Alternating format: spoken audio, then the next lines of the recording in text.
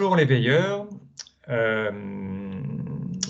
je vous fais un résumé aujourd'hui de ce qui s'est passé sur l'OV résilience et développement durable et pour vous résumer ce qui est en préparation, et je dis bien en préparation pour la prochaine réunion le 16 novembre, 18 h, toujours en ligne, sur le thème de résilience et développement durable.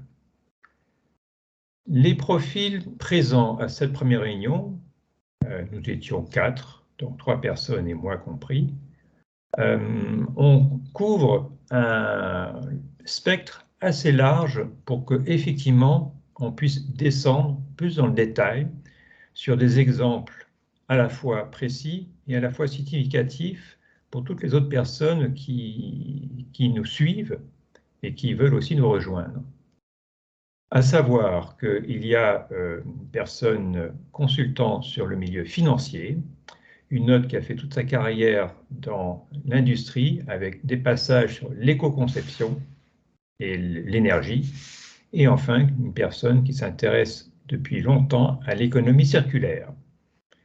Donc nos discussions ont porté sur effectivement le cadre et un petit peu les éléments d'évaluation, à la fois qualitative et quantitative. Donc ça a été le sujet principal sur lequel on a ressorti des exemples d'évaluation sur tel ou tel critère. Alors typiquement des mesures de type éléments naturels comme l'eau, comme l'énergie, comme les minéraux, et puis ensuite les mesures sur l'activité économique et la gouvernance. Donc l'activité économique, par définition, nous la considérons à travers une valeur ajoutée. Cette valeur ajoutée, elle a des bénéfices, mais elle a des externalités. Donc voilà les sujets qui ont été couverts comme cadre d'analyse qui se fait le plus complet possible et en intégrant tous les facteurs de bénéfices et d'externalités. Alors, on discute et vous pouvez nous rejoindre sur la discussion parce que c'est ouvert sur le drive créé pour le suivi de cette OV. Entre deux réunions, on peut faire avancer le sujet par échange à travers les documents de compte rendu, à travers les documents mis à disposition. Donc, n'hésitez pas à envoyer des commentaires pour effectivement soumettre des idées que vous souhaitez voir traitées à cette prochaine réunion. La prochaine réunion est concentrée sur l'aspect matériel, donc tous les aspects des substrats indispensables pour faire tourner l'économie et pour faire tourner la vie finalement. Donc ce sont la question sur les minéraux, les matières chimiques inertes. La session suivante, c'est-à-dire celle de décembre, portera sur les mêmes éléments mais liés au cycle de vie. Donc la prochaine session concerne le cycle des éléments inertes et dans quelle mesure ils doivent être considérés dans le développement qu'on veut produire à travers la valeur ajoutée. Alors, ma suggestion, mais on peut encore choisir d'autres éléments, puisque la discussion est ouverte et pas arrêtée entre les participants qui étaient là pour la première séance. On peut imaginer de prendre par exemple la gestion d'un portefeuille financier pour un particulier, simplement même un livret A. Aujourd'hui, les livrets A se gèrent de manière électronique. Donc, c'est un service bancaire.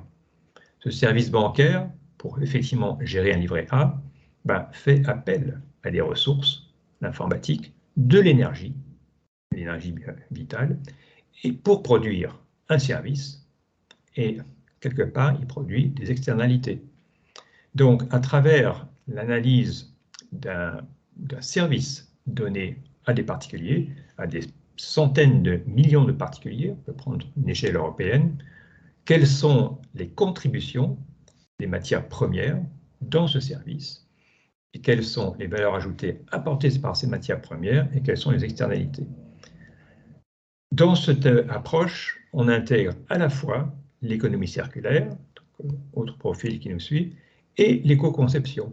Bon. Donc voilà un exemple de thème qu'on peut aborder de manière précise avec déjà 3 personnes dans notre groupe qui connaissent respectivement leur sujet et pour lequel on peut être démonstratif sur d'autres filières. Tout le monde connaît le fonctionnement, en plus tout le monde a probablement aussi une gestion de compte, donc de livret A au minimum, même de compte bancaire tout simple, on peut prendre effectivement cette analogie pour comparer à des services de mobilité, à des services alimentaires et ainsi de suite. Donc ça donne une première idée globale de savoir comment, à travers un exemple précis, les impacts de résilience et de développement durable peuvent être analysés, évalués et portés à des conclusions sur les meilleures actions à porter. Voilà. J'en dirai pas plus. Je vous invite pour le jeudi 16 novembre, 18 h, en ligne. Vous recevrez le lien à peu près une semaine avant, puis de manière répétitive. N'hésitez pas à envoyer vos commentaires de préparation et effectivement alimenter au préalable les échanges qu'on pourra faire. Merci et à bientôt.